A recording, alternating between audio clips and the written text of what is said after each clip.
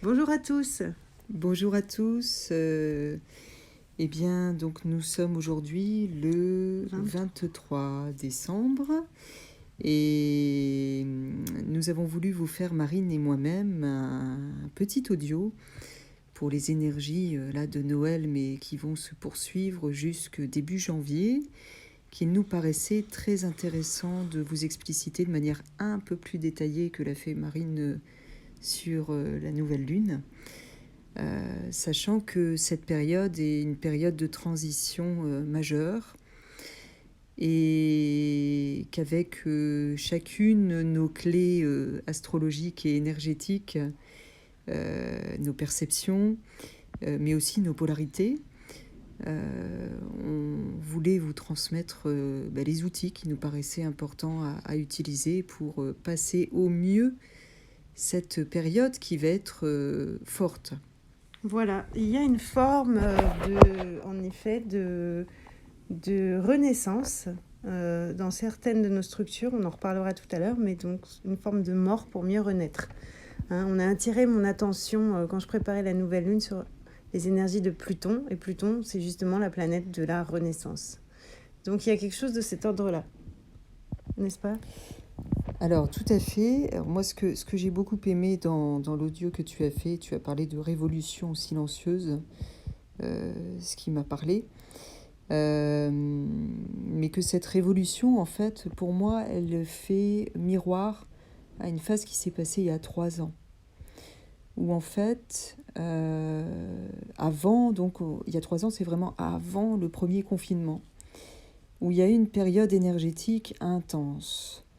Et cette période intense nous faisait contacter, alors évidemment tout ce qu'on va vous dire, faut bien comprendre que c'est à différents degrés, c'est-à-dire qu'il y a des personnes en effet qui sont sur le chemin en effet d'ouverture du cœur, sur le chemin de lien vers le sacré et qui de ce fait auront connecté certaines choses et ça leur parlera entièrement. Bon, ceux qui par contre sont encore en effet dans un mental qui est fort et qui est encore instrumentalisé, j'allais dire, par tous les systèmes dans lesquels on est, ne percevront pas tout ça. Bon, je dis ça sans faire d'élitisme, sans faire de dualité, mais c'est surtout que chacun le percevra à sa juste mesure en réalité. Et que pour certains, en effet, il y aura une résonance profonde, pour d'autres, le travail se fait de manière tranquille, sous-jacente, et ça mûrira le temps venu. Alors, pour en revenir à cette phase, donc il y a 3 ans, c'est une phase en effet où on a touché, pour moi, sur certains aspects, le feu créateur. On a touché quelque chose qui pouvait amener la renaissance de certaines énergies, qui pouvait ramener l'âge d'or. Sauf que c'est comme si ce feu n'était pas assez mûr, il n'était pas assez mature, il n'avait pas assez de protection. Et où, quelque part, enfin moi en tout cas ça a été vraiment le ressenti pour ma part, où on touchait quelque chose et puis bon, c'était un château de cartes qui s'est écroulé. On a eu derrière une période de sommeil. Alors c'est pas le sommeil De la Belle au Bois de la dormant. Belle au Bois dormant, c'est, ou quoique, c'est un sommeil pour maturer. C'est un sommeil qui nous a permis vraiment de travailler sur toutes les structures qui étaient erronées, sur tout ce qu'il y avait besoin de mettre en place comme outil, mais aussi comme outil de préservation. C'est à la fois des outils, on va dire, de consécration du sacré, des outils d'ouverture de cœur, bien évidemment. Et donc, c'est-à-dire qu'il y a eu toute cette période où on a été amené à se laisser toucher par le cœur, à apprendre justement à remettre au premier plan ce qui était le plus important. Mais il y a aussi des outils de préservation qui, s'ils sont utilisés à bon escient, ont toute leur place.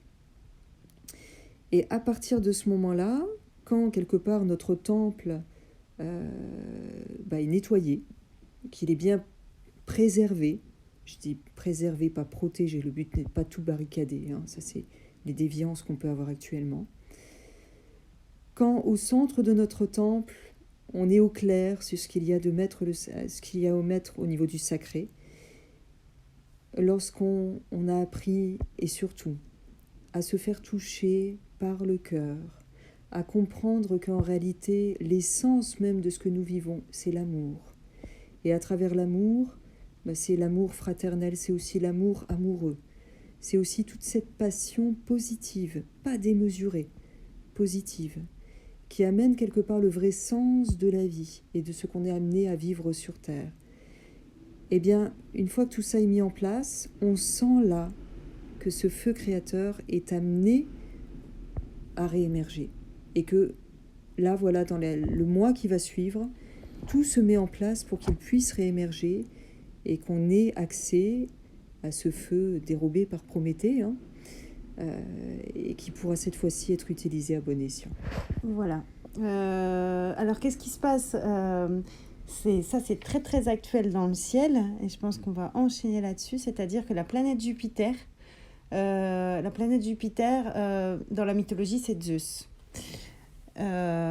Zeus qui amène la foudre, qui amène cette lumière, on va dire, divine, qui remet les choses en place.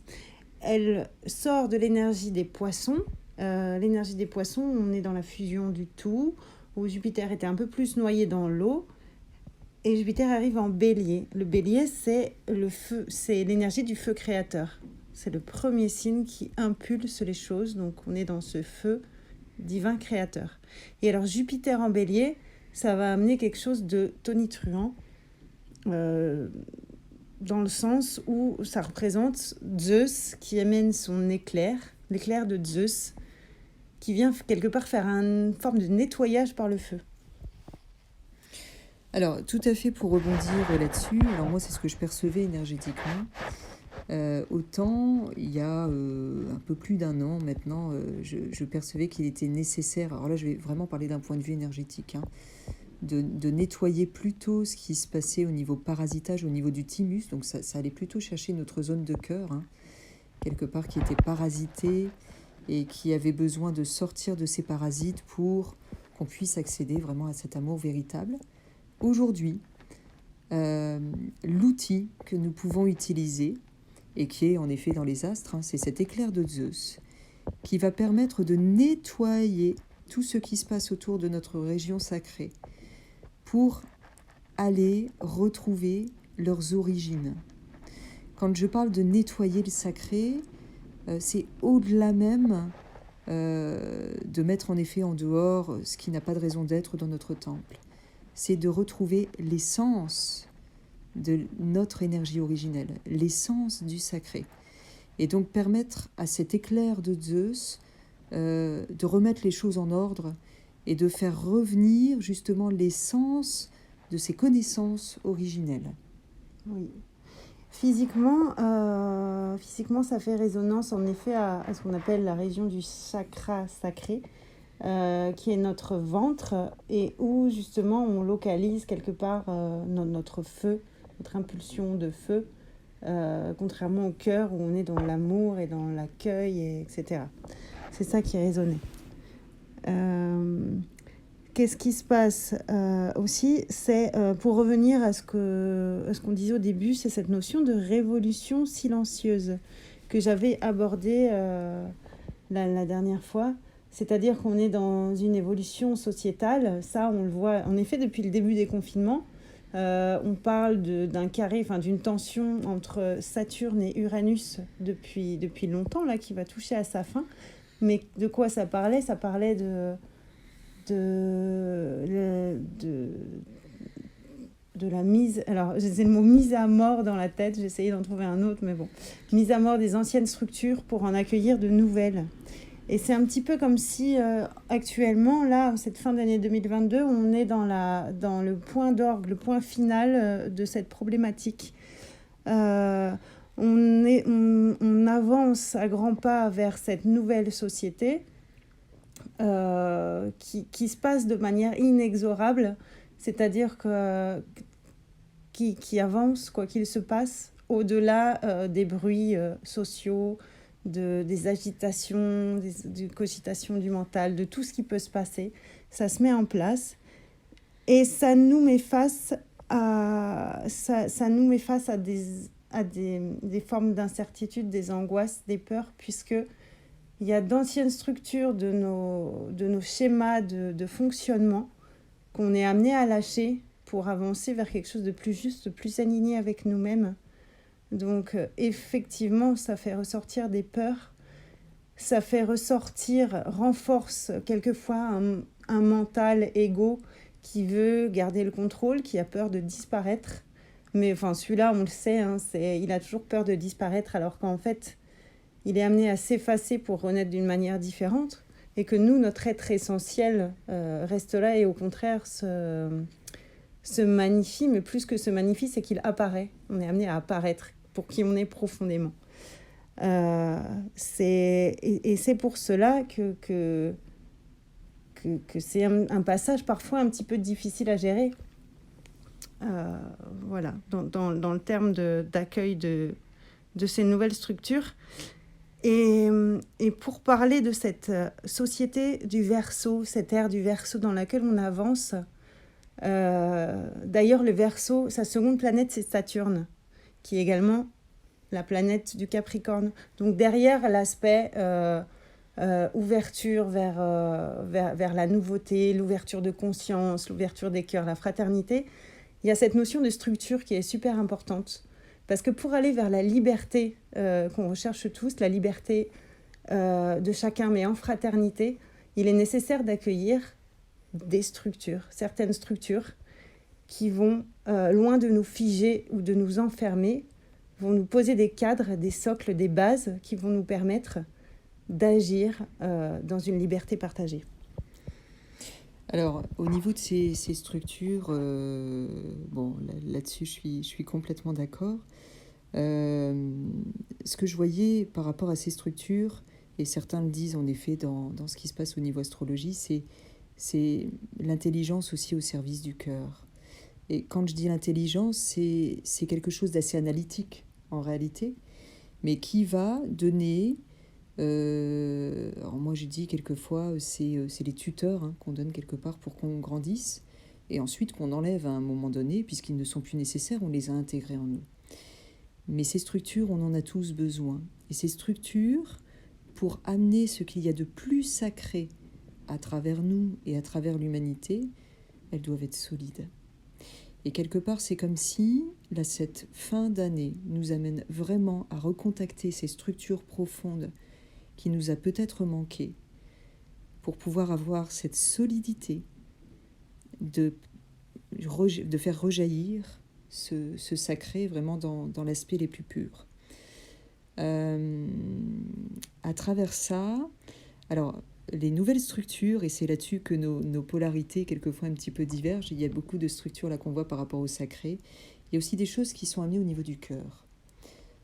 Et Marine, c'est vrai que toi tu vois plus les choses au niveau du sacré que moi je vois plus au niveau du cœur. Au niveau du cœur, il y a un aspect où aujourd'hui on nous amène à avoir le courage d'aller au-delà encore de cette épreuve, de lâcher, j'allais dire, les restes, de lâcher aussi les restes de tristesse, de lâcher aussi à travers toute cette période qu'on a vécue, où on a vécu des souffrances hein, d'une certaine manière, des déceptions. Et d'accueillir toujours et encore, j'allais dire peut-être avec la perception quelquefois d'un cœur un peu fatigué, de lâcher le passé pour accueillir un cœur nouveau, renforcé, avec encore plus de courage, un cœur de lion, j'allais dire renouvelé. J'aime beaucoup parler de la guerre de Troie par rapport à ce cœur renforcé, par rapport à cet espoir qui renaît. Parce que, sans entrer dans tous les détails de la mythologie qui est très très riche, Hélène représente une personnification de ce qui a été l'amour vrai et qui a été sacrifié.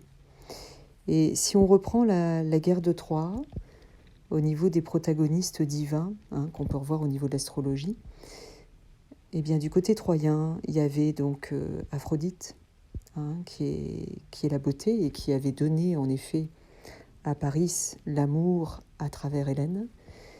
Il y avait Apollon, il y avait Mars, et j'en parle puisque Mars en effet qui est l'amant d'Aphrodite, donc Mars Arès, qui personnifie ce courage qui va défendre l'amour, qui va défendre le sacré, qui va savoir mettre les murailles nécessaires pour préserver ce qui est le plus important.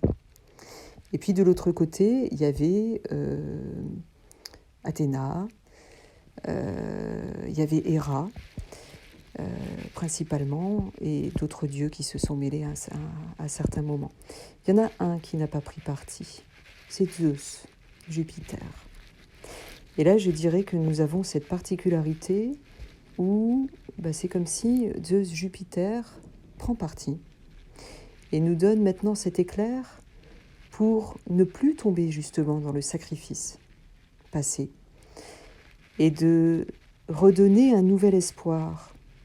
Et c'est quelque part garder cette foi quand tout espoir est perdu pour renouveler un nouvel espoir, une nouvelle étincelle encore plus forte qui cette fois-ci va permettre en effet à ce sacré et aux réelles valeurs de cœur de pouvoir réémerger et de réémerger avec toutes les connaissances, toutes les vérités qu'elle recèle.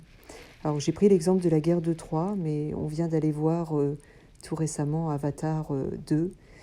Et bon, il y a des choses qui bizarrement arrivent au bon moment aussi, comme d'habitude, il y en a qui canalisent bien, et qui tombent fort à propos par rapport en effet cette préservation de cette nature sacrée, cette préservation de la famille, cette préservation de la vie et de l'amour, et qui, à un moment donné, pour préserver un peuple, va presque avoir l'idée de se sacrifier. Jusqu'à un moment où, en réalité, c'est le peuple qui va s'unir pour éviter le sacrifice.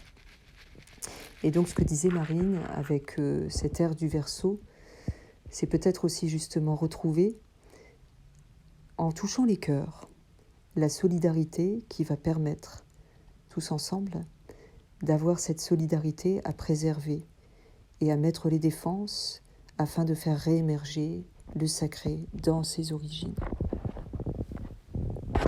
Voilà, j'espère que cette lecture vous aura parlé, en sachant qu'en effet, là, en cette fin d'année, on vit ces énergies-là, qu'au mois de janvier, plusieurs planètes qui étaient dans une énergie rétrograde, c'est-à-dire intériorisée, qui étaient comme en dormance, c'est ce que on parlait des choses en dormance qui avaient besoin de maturer.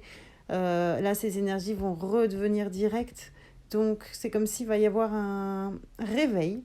Voilà, il va y avoir un réveil qu'on situe à peu près au mois de janvier, bien sûr c'est à peu près général. Et il y a des belles choses qui peuvent arriver si seulement nous tous individuellement on peut justement se réaligner avec cette voix du cœur et du sacré et agir en conséquence de ce qui est juste, sans partir dans un mental trop fort, mettre le mental au service du cœur. Et enfin, garder cette foi et cet espoir dont toi tu parles et que moi, quelque part, je visualise comme l'étoile du Nord. Voilà, il faut toujours garder en ligne de mire cette étoile et se laisser guider comme ça. Et alors, si on fait tous ça, pour au moins une partie de la population qui se sent concernée et qui est touchée par cela, et bien comme ça, à plusieurs, on peut faire de grandes choses. Voilà, c'est là-dessus, avec cet espoir quelque part et cet esprit un peu Verseau, que j'avais envie de terminer cette audio. Et bien, on vous souhaite de très belles fêtes de fin d'année. Très belles fêtes de fin d'année, joyeux Noël à tous. Et puis à bientôt. À bientôt.